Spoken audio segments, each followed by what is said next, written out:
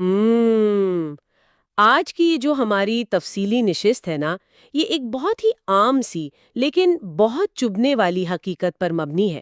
بالکل صحیح، اور یہ حقیقت ہم میں سے تقریباً ہر انسان نے کبھی نہ کبھی محسوس کی ہوتی ہے۔ ہاں، مطلب ہم اکثر دیکھتے ہیں کہ کوئی انسان اپنا قیمتی وقت، اپنی ساری توانائیاں اور اپنی مصروفیات چھوڑ کر کسی کے لیے ہر وقت موجود رہتا ہے۔ بظاہر تو یہ خلوص اور محبت کی بہت بڑی دلیل لگتی ہے نا؟ بالکل، ایسا لگتا ہے کہ اس قربانی اور مسلسل دستیابی کے بدلے میں شاید بے پناہ اہمیت ملے گی، لیکن عموماً نتیجہ اس کے بالکل برعکس نکلتا ہے۔ ہاں، وہ مسلسل موجودگی ایک معمول بن جاتی ہے۔ ایک ایسا معمول جسے اگلا بندہ اپنا پیدائشی حق سمجھ لیتا ہے اور بالآخر وہ شخص شدید ناقدری کا شکار ہو جاتا ہے۔ دیکھیں، اصل میں یہ انسانی نفسیات کا ایک بہت ہی پیچیدہ پہلو ہے۔ جب کوئی وجود بغیر کسی تعطل کے ہر وقت دستیاب ہونا، تو ہمارا ذہن اسے نظر انداز کرنا شروع کر دیتا ہے۔ مطلب اس کی اہمیت ختم ہونے لگتی ہے۔ بالکل، یہ بالکل ایسا احساس ہے جیسے کوئی شخص اسی کمرے میں بیٹھا ہو مگر اس کی موجودگی یا غیر موجودگی سے ماحول پر کوئی خاص اثر نہ پڑ رہا ہو۔ ہم قدر پانے کی امید میں خود کو اتنا دستیاب کر دیتے ہیں کہ وہی دستیابی ہماری اہمیت کو مکمل طور پر ختم کر دیتی ہے۔ اور میرے خیال میں یہی وہ بنیادی الجھن ہے جسے ہم آج کی اس تفصیلی نشست میں سمجھنے کی کوشش کریں گے۔ جی بالکل۔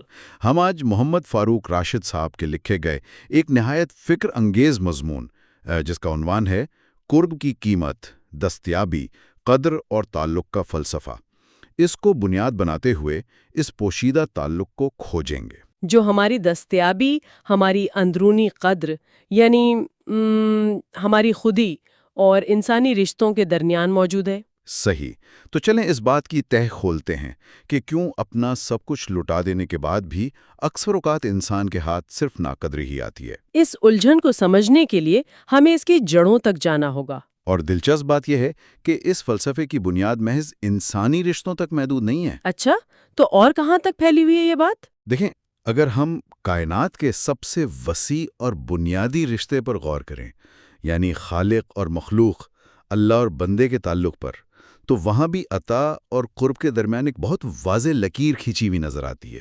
ارے واہ، یہ تو بہت ہی گہرا زاویہ ہے۔ نا؟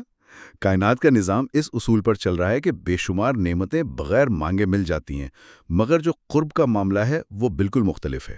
واقعی یہ نکتہ تو بہت غور طلب ہے۔ اگر ہم اپنے ارد گرد دیکھیں تو سانس لینے کے لیے آکسیجن، پینے کے لیے پانی، زندگی کے بے شمار مواقع، صحت، مطلب یہ سب وہ چیزیں ہیں جو قدرت ہر کسی کو عطا کر رہی ہے۔ بالکل، اور اس میں کسی تفریق یا کسی خاص طلب کی ضرورت نہیں پڑتی، سب کو مل رہا ہے۔ لیکن جب بات قرب الہی کی آتی ہے تو یہ ایک ایسا تحفہ ہے جو یوں ہی ہر کسی کو نہیں ملتا۔ اس کے لیے یقیناً ایک خاص شرط کا ہونا ضروری ہے۔ اور وہ شرط ہے طلب۔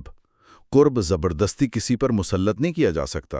یہ کوئی مادی چیز تو ہے نہیں جسے محض جھولی میں ڈال دیا جائے۔ صحیح، یہ تو ایک روحانی اور جذباتی سطح کا رشتہ ہے۔ بالکل، اور یہ رشتہ صرف اسی صورت میں قائم ہو سکتا ہے جب دل میں اس کی سچی خواہش موجود ہو۔ دینے والی ذات کے خزانوں میں کوئی کمی نہیں ہے، مگر وہ اپنا قرب صرف اسے عطا کرتی ہے جو خود آگے بڑھ کر اس قربت کی خواہش کرے۔ یعنی یہ ایک دو طرفہ کشش کا متقاضی عمل ہے۔ 100%۔ اگر ہم اسے آج کے دور کی جدید ٹیکنالوجی سے سمجھنے کی کوشش کریں تو یہ بالکل ایسا ہی ہے جیسے کسی جگہ مفت وائی فائی کے سگنلز موجود ہوں۔ ارے واہ، یہ بڑی زبردست اور جدید مثال دی آپ نے۔ ہے نا؟ مطلب سگنلز ہوا میں ہر طرف تیر رہے ہیں، ان کی پہنچ میں کوئی کمی نہیں ہے اور وہ سب کے لیے دستیاب ہیں، لیکن جب تک کوئی شخص خود اپنی ڈیوائس کا وائی فائی آن نہیں کرتا اور اس نیٹ ورک سے کنیکٹ ہونے کی طلب یا کوشش نہیں دکھاتا۔ ہاں بالکل، تب تک وہ اس سگنل سے کوئی فائدہ نہیں اٹھا سکتا۔ سگنلز کی موجودگی اپنی جگہ ایک حقیقت ہے، لیکن کنیکشن قائم ہونے کے لیے اس شخص کا اپنا عمل، اس کی اپنی طلب لازمی ہے۔ روشنی والی مثال بتائیں۔ روشنی کا کام چاروں طرف یکساں پھیلنا ہے۔ وہ کسی سے یہ نہیں پوچھتی کہ تم کون ہو یا کہاں سے آئے ہو، لیکن اگر کوئی شخص اس روشنی کے بالکل سامنے بیٹھ کر خود ہی اپنی آنکھیں بند کر لے تو اس کے لیے تو وہ روشنی معدوم ہو گئی نا۔ بالکل، اندھیرا اس کے اپنے اندر ہے، حالانکہ باہر روشنی کا سمندر موجود ہے۔ صحیح کہا، آنکھیں بند کر لینا دراصل طلب کے ختم ہو جانے کی علامت ہے۔ روشنی کی دستیابی اس شخص کے کام نہیں آ سکتی جب تک وہ خود دیکھنے کا ارادہ نہ کرے۔ تو پھر یہاں سے ہم اس کائناتی اصول کو انسانی تعلقات کے دائرے میں لا سکتے ہیں؟ بالکل لا سکتے ہیں، اور لانا چاہیے۔ اگر کائنات کی سب سے بڑی اور بے نیاز ذات بھی قربت کے لیے طلب کو ایک بنیادی شرط قرار دیتی ہے، تو پھر انسانوں کے باہمی رشتوں میں یہ اصول کیسے نظر انداز کیا جا سکتا ہے؟ بالکل نہیں کیا جا سکتا۔ جس رشتے میں طلب نہ ہو، جہاں دو طرفہ کشش نہ ہو، وہ رشتہ کبھی اپنی گہرائی اور قدر برقرار نہیں رکھ سکتا۔ تو اس کا مطلب ہے کہ یہی وہ موڑ ہے جہاں دستیابی اور ناقدری کا وہ جال شروع ہوتا ہے جس میں ہم اکثر الجھ جاتے ہیں؟ جی ہاں، جب ہم یہ اصول بھول کر کسی انسان کے لیے حد سے زیادہ اور ہر وقت دستیاب ہو جاتے ہیں تو ہم دراصل اس رشتے سے طلب کا عنصر ہی نکال دیتے ہیں۔ مطلب اگلا بندہ ہمیں مانگنا ہی چھوڑ دیتا ہے کیونکہ ہم تو پہلے ہی وہاں موجود ہیں۔ بالکل، انسانی ذہن طبی طور پر اس طرح ڈیزائن کیا گیا ہے کہ وہ ان چیزوں یا لوگوں کو نظر انداز کرنے کا عادی ہو جاتا ہے جو بغیر کسی رکاوٹ کے ہمیشہ اور ہر لمحے موجود ہوں۔ اچھا، اس کو نفسیات میں بھی کچھ کہتے ہیں نا؟ جی، نفسیات کی زبان میں اسے ہیبیچویشن کہتے ہیں، یعنی حسیاتی مطابقت۔ تو کیا یہ انسانی دماغ کی ایک خامی ہے؟ مطلب میرا سوال یہ ہے کہ اگر کوئی شخص مسلسل ہمارے ساتھ بھلائی کر رہا ہے، ہر وقت ہماری مدد کے لیے تیار ہے، تو ہمارے ذہن کو تو اس کا مزید شکر گزار ہونا چاہیے۔ لاجک تو یہی کہتی ہے۔ ہاں، لیکن آپ کہہ رہے ہیں کہ ذہن الٹا اس کی اہمیت کم کر دیتا ہے۔ دیکھیں، یہ کوئی خامی نہیں ہے، بلکہ یہ انسانی دماغ کا ایک بقائی میکانزم ہے، ایک سروائیول ٹول ہے۔ ذرا سوچئے، اگر ہمارا دماغ ہر وقت چلنے والے پنکھے کی آواز پر مسلسل دھیان دیتا رہے، یا دیوار پر لگی گھڑی کی ٹک ٹک پر، بالکل، تو وہ تھک جائے گا۔ اس کی ساری توانائی ان چھوٹی چیزوں پر خرچ ہو جائے گی۔ اسی لیے دماغ ان چیزوں کو بیک گراؤنڈ نوائز یا پس منظر کا حصہ بنا دیتا ہے جو تبدیل نہیں ہوتی۔ اوہو، تو ہم انسان بھی بیک گراؤنڈ نوائز بن جاتے ہیں؟ بالکل، جب ایک انسان ہر وقت دستیاب رہتا ہے تو وہ بھی رشتے کے پس منظر کا حصہ بن جاتا ہے۔ دوسرا شخص اس کی موجودگی کو ایک معمول سمجھ لیتا ہے، اور معمول کی چیزیں دماغ کے لیے کوئی نیا محرک یا کوئی نیا سٹیمولس پیدا نہیں کرتی۔ یہاں آ کر بات واقعی بہت دلچسپ ہو جاتی ہے، اور میں اس بات پہ تھوڑا سا اختلاف کرنا چاہوں گی۔ جی بالکل، بتائیں۔ ہم نے ادب میں، فلموں میں اور معاشرتی روایات میں ہمیشہ یہی پڑھا اور سنا ہے کہ محبت کا مطلب ہی مکمل اثار اور قربانی ہے۔ یہ ایک بہت عام اور رومانی تصور ہے۔ تو کیا محبت میں ہر وقت قریب رہنا، ہر پکار پر لبیک کہنا اور بے لوث دستیاب ہونا غلط ہے؟ اگر کوئی سچی محبت کا دعویٰ کرتا ہے تو کیا اس کا فرض نہیں کہ وہ ہر حال میں بغیر کسی شرط کے حاضر رہے؟ دیکھیں، یہ وہیں رومانیت اور حقیقت کا تصادم آ جاتا ہے۔ محبت میں قربت بلا شبہ ضروری ہے، لیکن اگر یہ قربت اپنا توازن کھو دے تو یہ رشتے کے لیے نقصان دہ بن جاتی ہے۔ توازن؟ وہ کیسے؟ فرض کیجئے آپ ایک بہت ہی خوبصورت میوزک سن رہی ہیں۔ ٹھیک ہے۔ اگر اس میوزک کے نوٹس کے درمیان کوئی وقفہ نہ ہو، کوئی خاموشی نہ ہو، تو کیا وہ آپ کو اچھی لگے گی؟ بالکل نہیں، وہ تو موسیقی کے بجائے ایک مسلسل شور بن جائے گی۔ بس یہی بات ہے، وہ وقفہ، وہ تھوڑا سا فاصلہ ہی اس دھن کو خوبصورت بناتا ہے۔ حد سے زیادہ اور بے تحاشا دستیابی رشتے سے وہ وقفہ چھین لیتی ہے، جس سے اس کی خوبصورتی اور قدر ختم ہو جاتی ہے۔ ارے واہ، یہ نقطہ واقعی سوچنے پر مجبور کرتا ہے۔ یعنی اگر موسیقی کی دھن میں خاموشی نہ ہو تو وہ شور محسوس ہونے لگتی ہے۔ اسی طرح رشتوں میں اگر تھوڑا سا فاصلہ یا طلب کی گنجائش نہ چھوڑی جائے تو وہ ایک بوجھل معمول بن جاتے ہیں۔ بالکل صحیح سمجھیے آپ۔ تو اصل چیز جو ہمیں سیکھنی ہے وہ توازن ہے۔ مطلب کمال اس میں نہیں کہ انسان مکمل طور پر غائب ہو جائے اور رشتے کو مرنے دے، اور نہ ہی کمال اس میں ہے کہ وہ ہر وقت دوسرے پر مسلط رہے۔ ہاں، بلکہ کمال یہ ہے کہ انسان موجود بھی ہو مگر اس کی قدر اور اہمیت بھی پوری طرح برقرار رہے۔ اور اس توازن کو برقرار رکھنا ایک باقاعدہ فن ہے، اور اگر ہم اسے عملی زندگی کی سطح پر دیکھیں تو روزمرہ کے مختلف رشتوں میں یہ توازن بہت واضح شکل میں نظر آتا ہے۔ کچھ مثالوں سے سمجھاتے ہیں اس کو۔ بالکل، علم اور سیکھنے کا عمل ہی دیکھ لیں۔ اگر ہم استاد اور شاگرد کے رشتے کا تجزیہ کریں تو یہ بات اور بھی گہرائی سے سمجھ آتی ہے کہ کیوں ہر وقت کی دستیابی شاگرد کے لیے نقصان دہ ثابت ہوتی ہے۔ تو کیا ایک اچھے استاد کو شاگرد کی مدد کرنے سے گریز کرنا چاہیے؟ بظاہر تو یہی لگتا ہے نا کہ جو استاد جتنی جلدی اور جتنا زیادہ اپنے شاگرد کے سوالوں کا جواب دے وہ اتنا ہی مہربان اور قابل ہے۔ ہاں، ہم اکثر ایسے اساتذہ کی تعریف بھی کرتے ہیں جو شاگرد کو کسی بھی مشکل میں پڑھنے نہیں دیتے۔ بالکل کرتے ہیں۔ بظاہر ایسا ہی محسوس ہوتا ہے، لیکن حقیقت میں جب استاد ہر سوال کا جواب یوں پلیٹ میں رکھ کر پیش کر دیتا ہے تو وہ دراصل شاگرد کے ذہن کو مفلوج کر رہا ہوتا ہے۔ مفلوج کر رہا ہوتا ہے؟ یہ تو بہت بڑا لفظ ہے۔ لیکن سچ ہے، سیکھنے کا اصل عمل اس وقت شروع ہوتا ہے جب دماغ کو کسی مشکل کا سامنا ہوتا ہے، جب وہ تھوڑی دیر کے لیے الجھن کا شکار ہوتا ہے اور اس الجھن سے نکلنے کے لیے خود ہاتھ پاؤں مارتا ہے۔ ہاں، یہ تو ہے۔ اسے تعلیمی نفسیات میں پروڈکٹیو سٹرگل یا بامقصد جدوجہد کہا جاتا ہے۔ جب استاد شاگرد کو خود سوچنے اور محنت کرنے کا موقع دیتا ہے تو وہ جواب شاگرد کے ذہن میں ہمیشہ کے لیے نقش ہو جاتا ہے۔ اور اس جدوجہد کے بعد جب شاگرد کو کامیابی ملتی ہے تو اسے نہ صرف اس علم کی قدر ہوتی بلکہ وہ اس استاد کے اس طریقے کی بھی قدر کرتا ہے جس نے اسے خود انحصاری سکھائی۔ بالکل صحیح کہا۔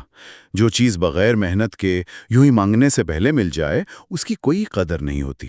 اور مجھے لگتا ہے کہ بالکل یہی اصول آج کل کی پیرنٹنگ یا والدین اور اولاد کے رشتے پر بھی لاگو ہوتا ہے۔ بہت سختی سے لاگو ہوتا ہے۔ بالکل۔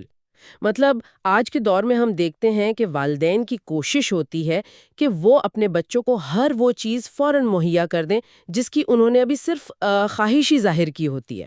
اور یہ ایک بہت ہی نازک اور خطرناک صورتحال ہے۔ ہم سب جانتے ہیں کہ والدین کی محبت بے غرض ہوتی ہے اور وہ اپنے بچوں کو کسی بھی قسم کی محرومی کا شکار نہیں دیکھنا چاہتے۔ بالکل، کوئی بھی ماں باپ نہیں چاہتے۔ لیکن اس مسلسل اور بے تحاشا فراہمی کا نتیجہ کیا نکلتا ہے؟ بچے کے ذہن میں قدر کا تصور ہی پیدا نہیں ہو پاتا۔ کیونکہ انہیں کچھ بھی پانے کے لیے انتظار جو نہیں کرنا پڑتا۔ بالکل۔ انسانی دماغ میں انعام کا احساس اس وقت پیدا ہوتا ہے جب وہ کسی چیز کے حصول کے لیے انتظار کرتا ہے یا کوئی کوشش کرتا ہے۔ دماغ میں ڈوپامین کا اخراج اس انتظار اور جد و جہد سے جڑا ہوا ہے۔ یعنی وہ جو خوشی کا ہارمون ہوتا ہے۔ جی بالکل۔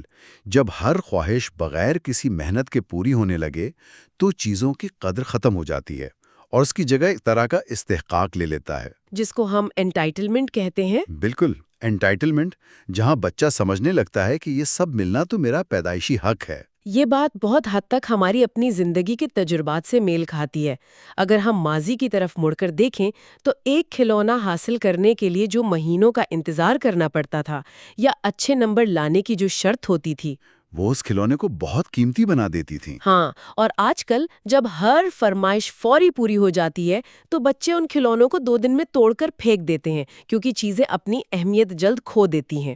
تو یہ ایک بہت بڑی نفسیاتی حقیقت ہے کہ جس رشتے یا جس چیز میں طلب، انتظار اور محنت شامل ہو وہی مضبوط اور دیرپا ہوتا ہے۔ اور اس اصول کو دوستی کے رشتوں پر بھی بخوبی لاگو کیا جا سکتا ہے نا؟ بالکل کیا جا سکتا ہے۔ فرض کیجئے 2 دوستوں کے درمیان ایک ایسا تعلق ہے جہاں ایک شخص ہمیشہ ہر وقت دوسرے کی ہر کال اور ہر کام کے لیے دستیاب ہے، ٹھیک ہے۔ لیکن دوسرا شخص صرف اس وقت رابطہ کرتا ہے جب اسے کوئی ضرورت پیش آئے یا جب وہ تنہا محسوس کرے۔ تو کیا اسے ایک صحت مند دوستی کہا جا سکتا ہے؟ بالکل نہیں، یہ تو مکمل طور پر غیر متوازن اور یک طرفہ صورتحال ہے۔ جو شخص ہمیشہ دستیاب ہے وہ رفتہ رفتہ محسوس کرنے لگے گا کہ اس کی کوئی اہمیت نہیں، اسے صرف ضرورت کے وقت استعمال کیا جا رہا ہے۔ صحیح بات ہے۔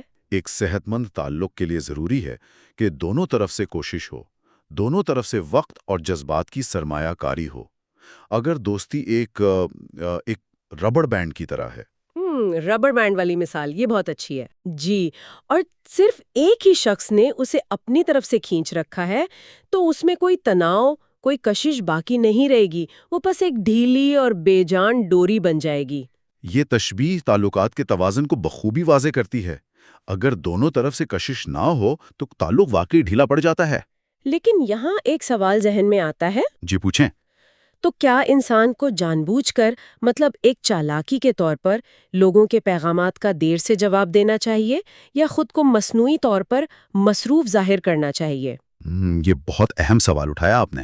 کیونکہ کچھ لوگ اس فلسفے کا غلط مطلب نکالتے ہوئے اسے ایک جوڑ توڑ یا ایک سائیکولوجیکل گیم سمجھ لیتے ہیں، جہاں وہ دوسروں پر اپنی اہمیت جتانے کے لیے خواہ مخواہ نخرے کرنے لگتے ہیں۔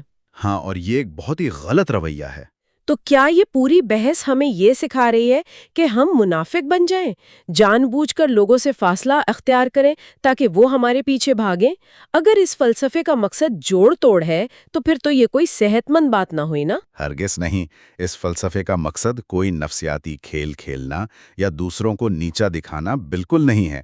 یہ مصنوعی طور پر اہم بننے کی کوشش کا نام نہیں ہے۔ تو پھر اصل بات کیا ہے؟ یہ دراصل ایک بہت گہرے اندرونی عمل کی طرف اشارہ کرتا ہے، جسے اپنی ذات کی اہمیت کا ادراک، یا اسے آپ خود ہی کہہ لیں۔ خودی یہ اس بات کو سمجھنے کا عمل ہے کہ ایک انسان کا وقت، اس کی توانائیاں اور اس کے جذبات کوئی سستی چیز نہیں ہے کہ جسے ہر راہگیر کے لیے یوں ہی بکھیر دیا جائے۔ یہ اپنے گرد صحت مند حدود مقرر کرنے کا شعور ہے۔ باؤنڈریز، یعنی ہم اپنی حدود خود مقرر کریں۔ بالکل۔ یعنی مسئلہ ہماری دستیابی کا نہیں، مسئلہ اس بات کا ہے کہ انسان اپنی ذات کو کتنا ارزاں، کتنا سستا کر دیتا ہے۔ جب ایک انسان کو خود یہ معلوم نہیں ہوتا کہ اس کی اپنی قدر کیا ہے، تو وہ دوسروں سے یہ توقع کیسے رکھ سکتا ہے کہ وہ اس کی قدر کریں گے؟ بہت خوبصورت بات کہی آپ نے۔ یہ ایک سیدھا سا اصول ہے کہ جو انسان اپنی قیمت خود نہیں لگاتا، دنیا اس کی قیمت بہت کم لگا دیتی ہے۔ بالکل ایسا ہی ہے۔ اور دیکھیں، جب ہم اپنی دستیابی کو کسی اصول، کسی مقصد یا کسی حد کے تحت لاتے ہیں، تو ہم دنیا کو یہ سکھا رہے ہوتے ہیں کہ ہمارے ساتھ کیسا سلوک کیا جانا چاہیے۔ صحیح، لیکن ہم اکثر سمجھتے ہیں کہ کسی کو نہ کہنا یا اپنی حدود مقرر کرنا شاید خود غرضی ہے۔ لیکن حقیقت میں اپنی دستیابی کو قابو میں رکھنا خود غرضی نہیں ہے، بلکہ یہ خود آگاہی ہے، یہ سیلف اویئرنیس ہے۔ جب انسان کی خودی بیدار ہوتی ہے تو وہ بے جا اور غیر متوازن دستیابی سے گریز کرتا ہے۔ یہ نقطہ واقعی اس پوری بحث کی جان ہے، خودی اور خود آگاہی۔ اور جب یہ چیزیں انسان میں پیدا ہو جاتی ہیں نا، تو مجھے لگتا ہے کہ وہ قرب کی اصل حقیقت کو بھی سمجھنے لگتا ہے۔ بالکل۔ پھر قرب کا مطلب یہ نہیں رہتا کہ آپ جسمانی طور پر ہر وقت کسی کے پاس موجود رہیں۔ کیونکہ جسمانی موجودگی تو بعض اوقات شدید بیگانگی کا باعث بھی بن سکتی ہے۔ ایک ہی چھت کے نیچے، ایک ہی کمرے میں کسی کے ساتھ گھنٹوں بیٹھ کر بھی آپ بہت فاصلہ محسوس کر سکتے ہیں۔ اور اس کے بالکل برعکس، کوئی شخص دنیا کے دوسرے کونے میں بیٹھ کر بھی آپ کے دل کے قریب ترین ہو سکتا ہے۔ ہاں، ایسا تو ہوتا ہے۔ قرب کی اصل حقیقت تو دلوں کی ہم آہنگی اور روحوں کا وہ ملاپ ہے جو سچی طلب کے نتیجے میں پیدا ہوتا ہے۔ یہ اس وقت ہوتا ہے جب تعلق میں توازن ہو، خلوص ہو اور ایک دوسرے کی ذات کا احترام ہو۔ بالکل، جب کسی پر مسلط ہونے کے بجائے اس کے دل میں اہمیت اور طلب کا احساس پیدا کیا جائے، تب جا کر وہ قربت حاصل ہوتی ہے جو دیر پا اور حقیقی ہوتی ہے۔ جی، یہی اس پورے فلسفے کا نچوڑ ہے۔ تو آج کی اس تفصیلی گفتگو کا اگر ہم خلاصہ کریں تو وہ کچھ یوں بنتا ہے کہ کائنات کی ہر مادی شے انسان کو یوں ہی عطا ہو سکتی ہے، مگر قرب، چاہے وہ خالق کا ہو یا مخلوق کا، وہ صرف اور صرف طلب کا متقاضی ہے۔ بالکل۔ ہم نے یہ سمجھا کہ کس طرح حد سے زیادہ دستیابی انسانی ذہن کو عادت میں مبتلا کر دیتی ہے، اور کس طرح توازن، چاہے وہ استاد شاگرد کا رشتہ ہو، والدین اور اولاد کا ہو یا دوستی کا تعلق ہو، اس رشتے کی جان ہے۔ اور سب سے اہم بات، یہ توازن اس وقت تک قائم نہیں ہو سکتا جب تک انسان اپنی خودی کو نہ پہچانے۔ یہ ایک ایسا سبق ہے جسے زندگی کے ہر پہلو میں نافذ کرنے کی بہت ضرورت ہے۔ ہمیں یہ سیکھنا ہوگا کہ تعلقات میں موجود رہنا اہم ہے، مگر اپنی ذات کی قیمت گرا کر نہیں، بلکہ ایک صحت مند توازن اور طلب کو برقرار رکھتے ہوئے۔ یہ ایک ایسا فلسفہ ہے جس پر یقیناً ہر شخص کو اپنی زندگی، اپنے رشتوں اور اپنے رویوں کی روشنی میں غور کرنے کی ضرورت ہے۔ بالکل کرنی چاہیے۔ لیکن اس نشست کو اختتام کی طرف لے جانے سے پہلے ایک اور نہایت اہم اور چونکا دینے والے پہلو کی طرف اشارہ کرنا میرا خیال ہے بہت ضروری ہے۔ جی، وہ کیا؟ آج انسانوں کے لیے دستیابی کی بات ہوئی۔ ہم نے دیکھا کہ کیسے ہر وقت انسانوں کے سامنے موجود رہنا ہماری قدر گرا دیتا ہے۔ لیکن اگر اسی فلسفے کو ذرا آج کے جدید ڈیجیٹل دور کے تناظر میں دیکھیں تو کیا صورتحال بنتی ہے؟ یہ تو بہت ہی دلچسپ زاویہ ہے۔ آج ہر انسان اسکرینز، اسمارٹ فونز اور سوشل میڈیا کی لامحدود نوٹیفیکیشنز کے لیے ہر وقت اور ہر لمحے دستیاب ہے۔ یہ واقعتاً ایک آنکھیں کھول دینے والا پہلو ہے۔ اگر ہم غور کریں تو ہم نے خود کو ایک مشین، ایک بے جان الگوریدم کے لیے 24 گھنٹے دستیاب کر دیا ہے۔ ایسا ہی ہے نا؟ فون کی ایک معمولی سی گھنٹی بجتی ہے اور انتہائی اہم کام، ہماری توجہ، یہاں تک کہ ہمارے سامنے بیٹھے ہوئے قریبی انسان کو نظر انداز کر کے ہم اس اسکرین کی طرف لپکتے ہیں۔ بالکل، ہم سب یہ کرتے ہیں۔ تو سوال یہ پیدا ہوتا ہے کہ اگر انسانوں کے لیے حد سے زیادہ دستیابی ہماری قدر کو کم کر دیتی ہے، تو کیا اس مستقل 24 گھنٹے کی ڈیجیٹل دستیابی سے ہم انسانوں نے اپنی ہی ذات، اپنی ہی وقت اور اپنی ہی خودی کی قدر و قیمت کو ختم نہیں کر دیا؟ بہت گہرا سوال ہے یہ۔ کیا ہم نے اپنے آپ کو ان سکرینز اور ان ایپس کے سامنے انتہائی سستا نہیں کر دیا؟ کیا ہمارا وقت اتنا بے وقت ہو گیا ہے کہ کوئی بھی معمولی سی ایپ کسی بھی وقت ہمیں طلب کر سکتی ہے اور ہم فوراً حاضری لگا دیتے ہیں؟ یہ ایک ایسا سوال ہے جو واقعتاً ہمیں اپنا گہرا محاسبہ کرنے پر مجبور کرتا ہے۔ ہم دوسروں سے ناقدری کا شکوہ تو بہت تسلسل سے کرتے ہیں، مگر ہم خود اپنے وقت، اپنی توجہ اور اپنے ذہنی سکون کی کیا قدر کر رہے ہیں؟ بالکل۔ شاید ہماری ناقدری کی سب سے بڑی وجہ ہی ہمارا اپنا وہ رویہ ہے جو ہم نے وقت کے ساتھ روا رکھا ہوا ہے۔ اور میرے خیال سے اسی فکر انگیز پہلو کے ساتھ ہم آج کی اس نشست کو تمام کرتے ہیں۔ یہ ایک ایسی سوچ ہے جو ہم سب کو اپنے اندر جھانک کر کھوجنی چاہیے۔ بے شک۔ جب اکثر اپنا سب کچھ دے کر بھی خالی ہاتھ رہ جانا ہمارا مقدر بنے، تو اس کا سبب یہی توازن کھو دینا ہے۔ آج کی گفتگو سے جو سنہری اصول سامنے آیا ہے وہ ہمیشہ یاد رکھنے کے لائق ہے کہ قرب مانگنے سے ملتا ہے اور قدر سمجھنے سے بڑھتی ہے۔ بالکل۔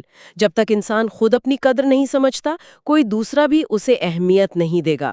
آج کی اس تفصیلی نشست کے لیے اتنا ہی۔ اپنا اور اپنی خودی کا بہت خیال رکھیے گا۔